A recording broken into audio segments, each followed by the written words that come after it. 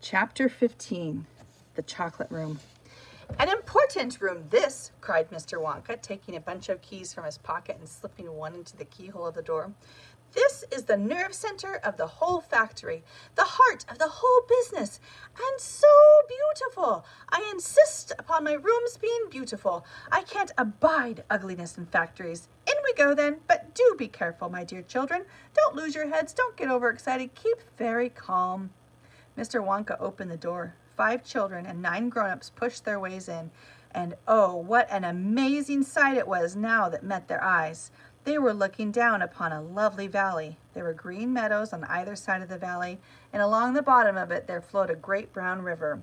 What is more, there was a tremendous waterfall halfway along the river, a steep cliff over which the water curled and rolled in a solid sheet, and then went crashing down into boiling, churning whirlpool of froth and spray. Below the waterfall, and this was the most astonishing sight of all, a whole mass of enormous glass pipes were dangling down into the river from somewhere high up in the ceiling. They really were enormous, those pipes. There must have been a dozen of them at least, and they were sucking up the brownish, muddy water from the river and carrying it away to goodness knows where. And because they were made of glass, you could see the liquid flowing and bubbling along inside them. And above the noise of the waterfall, you could hear the never-ending suck, suck, sucking sound of the pipes as they did their work. Graceful trees and bushes were growing along the riverbanks, weeping willows and alders and tall clumps of rhododendrons with their pink and red and mauve blossoms. In the meadows, there were thousands of buttercups. There! Cried Mr. Wonka, dancing up and down and pointing his gold-topped cane at the great brown river. It's all chocolate. Every drop of that river is hot melted chocolate of the finest quality, the very finest quality. There's enough chocolate in there to fill every bathtub in the entire country, and all the swimming pools as well. Isn't it terrific? And just look at my pipes. They suck up the chocolate and carry it away to all the other rooms in the factory where it's needed. Thousands of gallons an hour, my dear children. Thousands and thousands of gallons. The children and their parents were too flabbergasted to speak. They were staggered. They were dumbfounded. They were bewildered and dazzled. They were completely bowled over by the hugeness of the whole thing. They simply stood and stared. The waterfall is most important, Mr. Wonka went on. It mixes the chocolate, it churns it up, it pounds it and beats it. It makes it light and frothy. No other factory in the world mixes its chocolate by waterfall, but it's the only way to do it properly, the only way. And do you like my trees? He cried, pointing with his stick.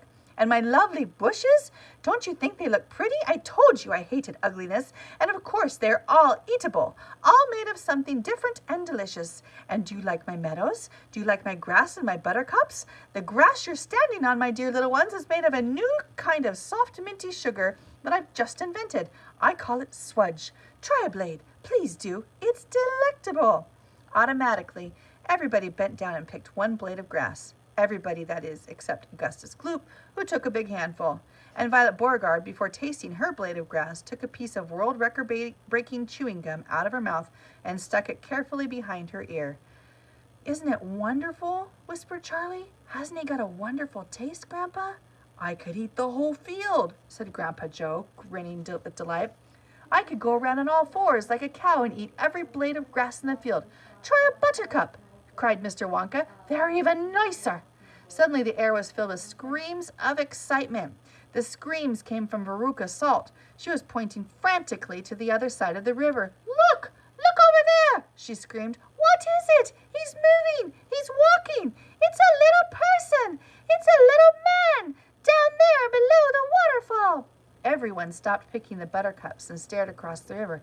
She's right, Grandpa, cried little Charlie. It is a little man. Can you see him? I see him, Charlie, said Grandpa Joe excitedly. And now everyone started shouting at once. There's 2 of them. My gosh, so there is. There's more than 2. There's 1, 2, 3, 4, 5. What are they doing? Where did they come from? Who are they? Children and parents alike rushed down to the edge of the river to get a closer look. Aren't they fantastic? No higher than my knee. Their skin is almost black. So it is. You know what I think, Grandpa? Cried Charlie. I think Mr. Wonka has made them himself out of chocolate.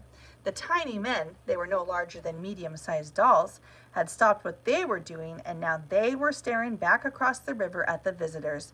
One of them pointed toward the children. Then he whispered something to the other four, and all 5 of them burst into peals of laughter. "Are they really made of chocolate, Mr. Wonka?" "Chocolate!" cried Mr. Wonka. "Nonsense! They're real people. They're some of my workers." "That's impossible," said Mike Teavee. "There are no people in the world as small as that." And that's where we're ending today, friends. Can't wait to read with you again tomorrow.